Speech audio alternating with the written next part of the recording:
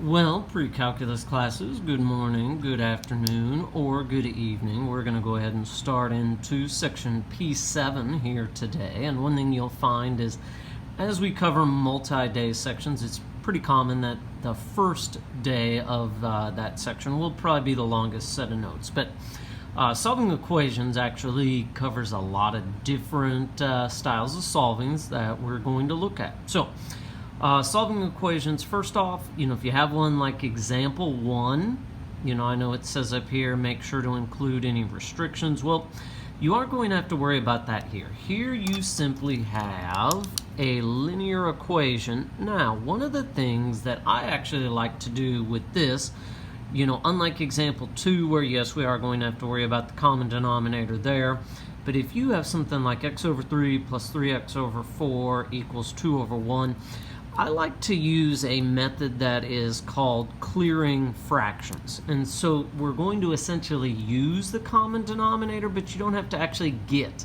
a common denominator. So, but what we can do is basically when you clear the fractions, we'll multiply by 4 here, 3 here, and then 12 here. Now, yes, we are essentially getting a common denominator, but the nice thing is when all of your fractions have the same denominator, you can get rid of the denominator. So now, and then you just solve what's left. So 4x plus 9x equals 24.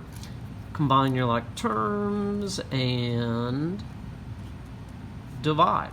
And for this one, honestly, I will usually leave it as an improper fraction. You're more than welcome to tell us what the decimal answer is, but again, I usually leave my fractional answers as is. Now, for example 2, we are going to have to worry about restrictions. We do have variables in our denominator. First thing you want to do, though, factor your x squared minus 4 into x plus 2, x minus 2. And so now we are going to need an x plus 2 here, an x minus 2 here. The nice thing is we don't even have to worry about anything for the third fraction.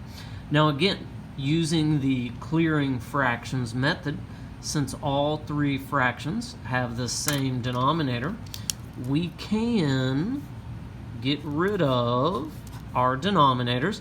Now I am going to go ahead and just from the get-go say, okay, x can't be positive and negative 2 for our restrictions. Now we just, again, solve with what's left.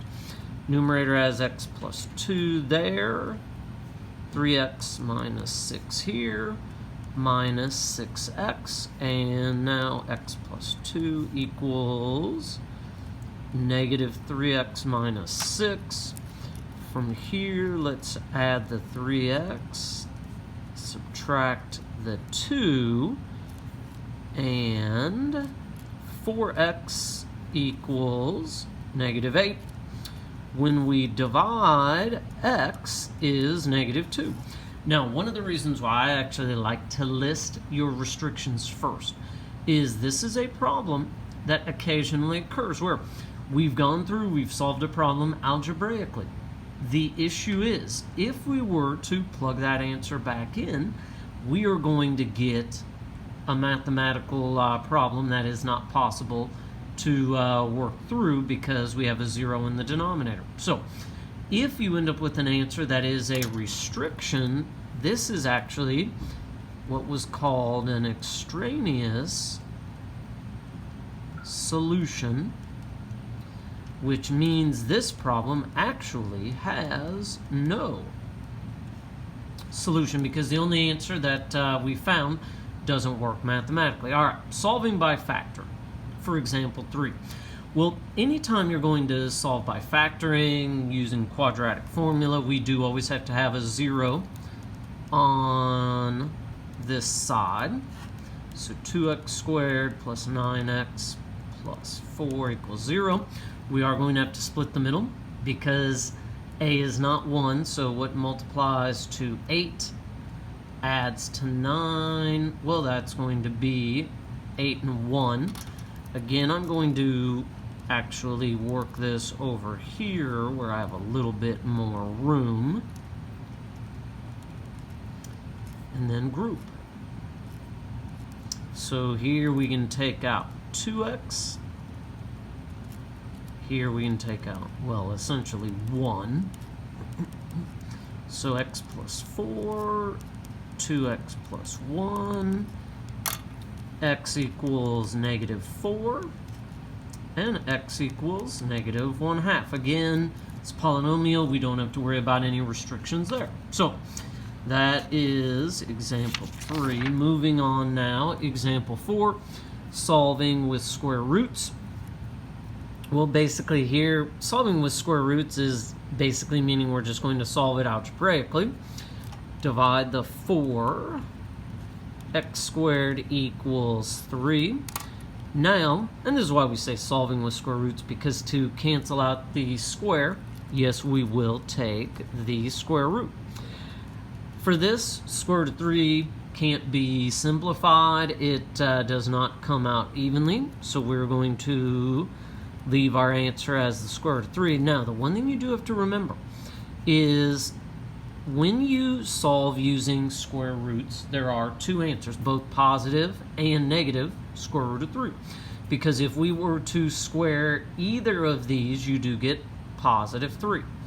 All right, example 5 is another one. We can actually solve using square roots. Here we have x minus 3 squared. Do not FOIL this out. You can. You actually create a much more involved problem if you do. So again, to cancel the square, we are going to take the square root. Well, the square root of x minus 3 squared is just x minus 3. Again, the main thing you have to remember with this is when you take the square root, plus or minus radical 7, and then your last step, simply add the 3 over. So our answers are 3 plus or minus radical 7. All right, one of the things that I will tell you guys, you're going to see a lot of different kind of abbreviations for things that we use process-wise throughout the year. One of those is going to be CTS, completing the square. You know, I know if you want to come back to example 3 when we solve by factoring here, you know, when we do splitting the middle, STM, that's going to be an abbreviation you see quite a bit that I use throughout the year. So, completing the square. That's where if the problem does not factor, it is an alternative to using quadratic formula. This is the one time where we actually will move the constant to the other side. Then you're going to factor a out, divide the middle term by 2, square it, add to both sides. Then you factor, and last, you solve. So, for this one, well, our constant's already on the other side. So we've already done step 1. Now, if you have a if you have an a value, you do factor that out first. Well, here we don't actually have to do that.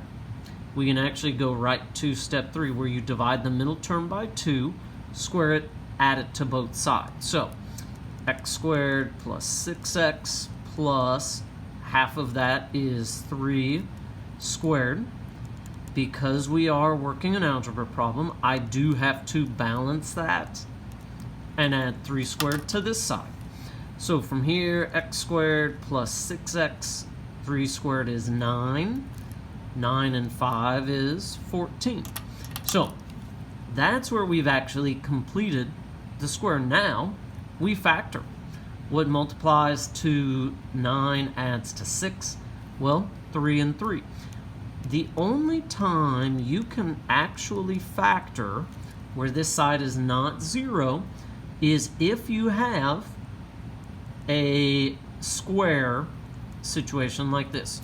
So 3 and 3, we can actually make this x plus 3 squared equals 14. Now it's kind of like the problem we just did in example 5. I'm going to take the square root. So x plus 3 equals plus or minus radical 14. Again, Nothing can be done with radical 14.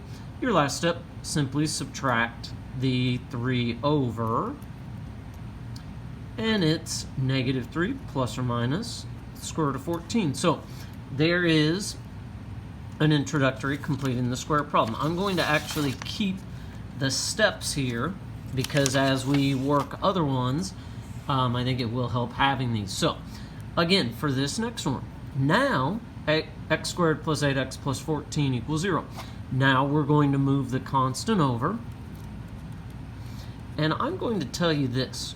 When I actually have a problem like this, I leave this space right here, because what I'm going to do is now, well, we don't have to factor out a, so that again is kind of a nice issue here. Divide the middle term by 2, square it, add to both sides. Well, 8 divided by 2 is 4 squared.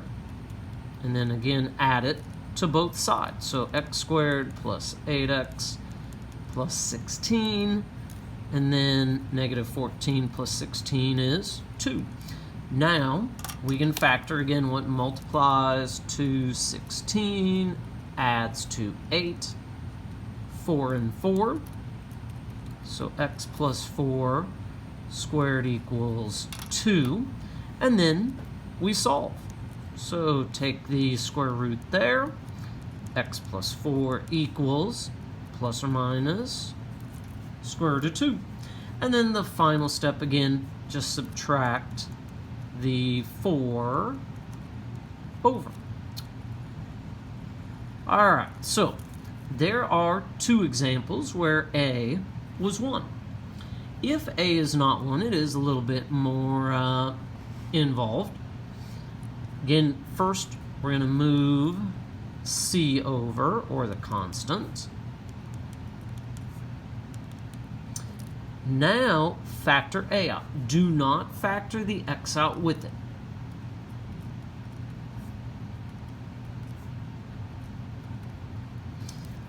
Then we complete the square. So here, divide the 2 by 2, square it.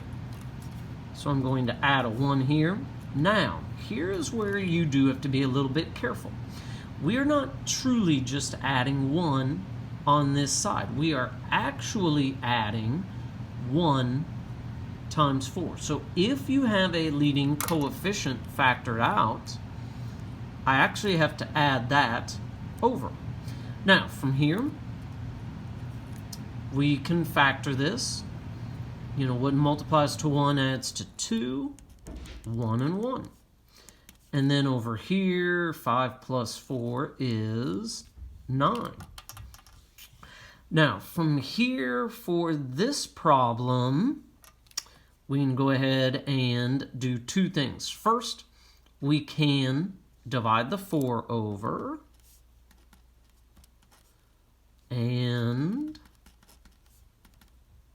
then we can take the square root. So, again, I know I'm kind of out of room here. X plus 1 equals plus or minus 9. For this one, when you square root a fraction, you can take the square root of each value. Square root of 9 is 3. Square root of 4 is 2.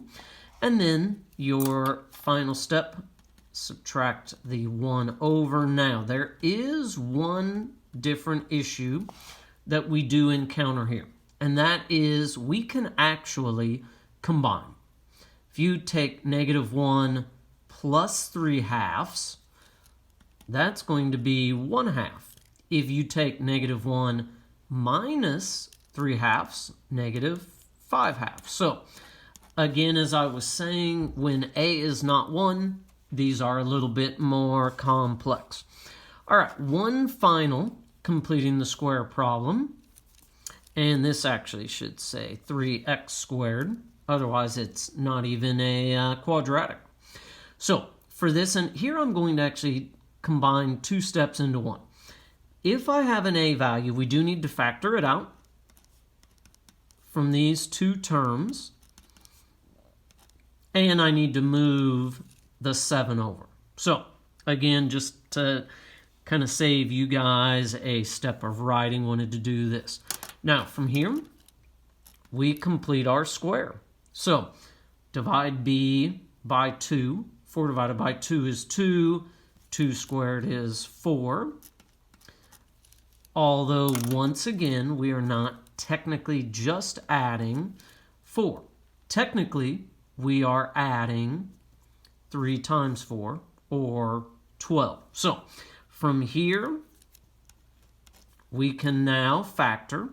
What multiplies to 4 adds to negative 4. Negative 2 and negative 2. So x minus 2 squared equals 19. All right, so from here, we are now going to divide the 3. X minus 2 squared equals 19 thirds, and square root.